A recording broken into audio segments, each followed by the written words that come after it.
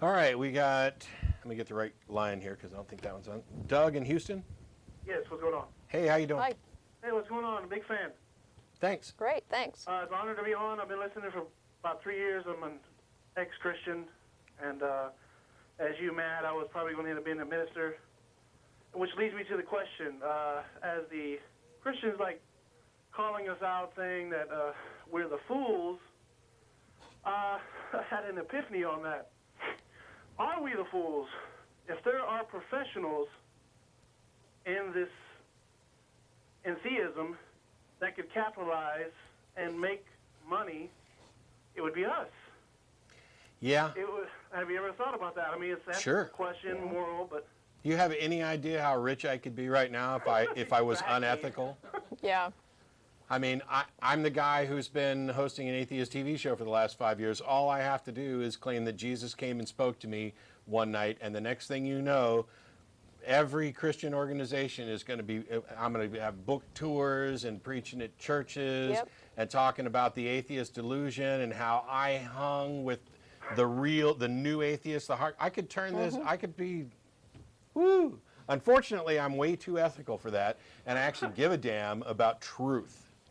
Yeah. And so I will continue to be poor, and if that makes me foolish, so be it. Of course, there are other aspects of Christian doctrine that you'd have issues with, but Yeah. Somebody asked me the other day if I would go preach in a church if they gave me $1 million, and I was like, as long as I can preach whatever I want, sure. Yeah. You bet. I'd do it for 50. Yeah. Actually, I'd probably give you 50. Give me your congregation for a Sunday morning. Let me preach the way I want to. I'll give you $50. Yeah. Let us teach your kids the Bible stories. There's a limit. Not everybody can get that because I don't have the $50 to give to 1,000 churches. But the second part of your question that's on here is about, is it possible that there's church leaders that are secretly atheists? It's not only possible, it's a certainty. Dan Dennett has been doing a study on some that are stuck in the ministry. Now, I think you were probably talking more about people who are being intentionally dishonest in order to make a buck. Yeah. I think they exist too. I can't name them by name for fear that they would sue me, and they have much more expensive lawyers than I do. But I think that there are people particularly on television, who are knowingly fraudulent in their portrayal of their religious beliefs, and they're doing it in order to make a buck. And I think that they're in a different category from the preachers who are stuck being preachers who happen to no longer believe. We know for certain that they're out there not just because of Dan Dennett, but because after we did a show about this, the very next day, a preacher who watches the program religiously contacted us to say, I am one of those preachers who is stuck preaching. And we've carried on some conversations with him and hope to have him call into the show sometime. Well, I had one other question. I'll hang up. Sure. I was always curious about, because I'm a newbie at this, being the atheist and all, and I've done a lot of research, as the last caller stated. And I recently did a lot of reading and listening to Madeline O'Hare. Yeah. Madeline O'Hare. Yeah. And being that she was out of Austin, I was curious to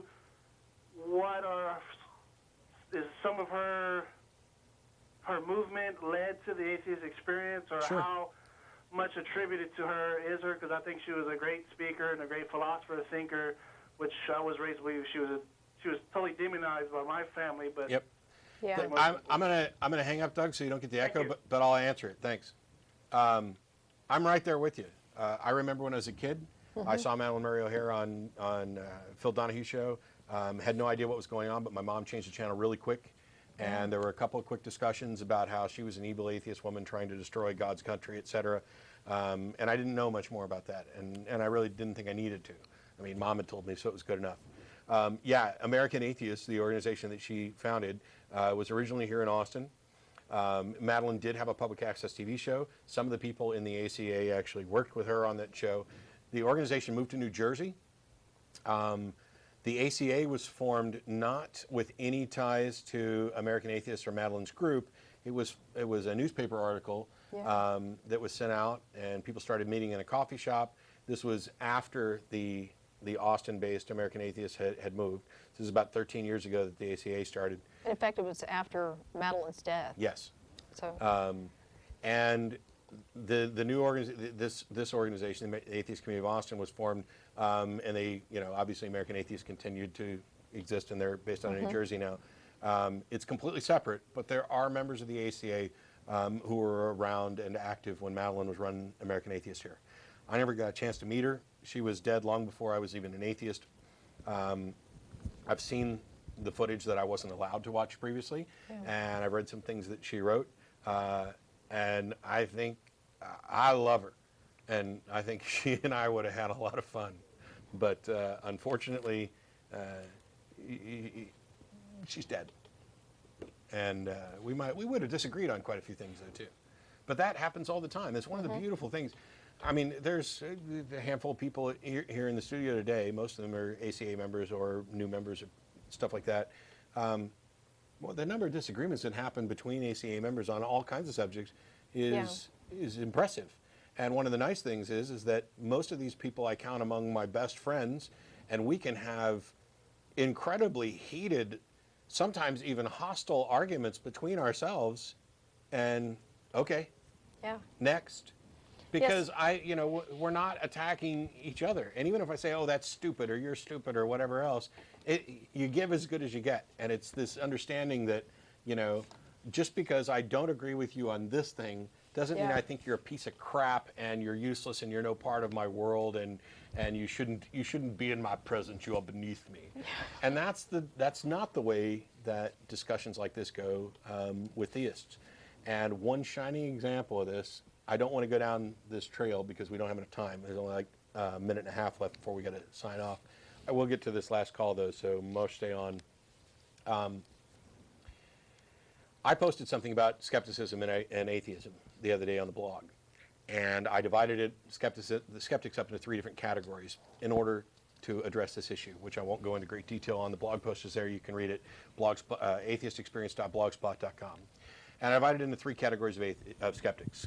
Category number 1 is the least trouble skeptic, and that's the person who believes that skepticism supports their theistic position. Category number 2 I call the Pamela Gay skeptic, and that is somebody who is a skeptic and is a theist and thinks that skepticism has nothing to say about their theistic beliefs because they're untestable. And then skeptic category number 3 was the Martin Gardner skeptic, and this is skeptical theists. Someone who's a skeptic who believes in God but acknowledges that they're not using skepticism when it comes to their God belief, not because it doesn't apply, but because they don't want to, because there's some emotional argument for it. That's all I wrote. Somebody posted a reply that said, how could you launch such a vicious attack against Martin Gardner? Now, I didn't. I stated the man's position. There was no attack, vicious or otherwise.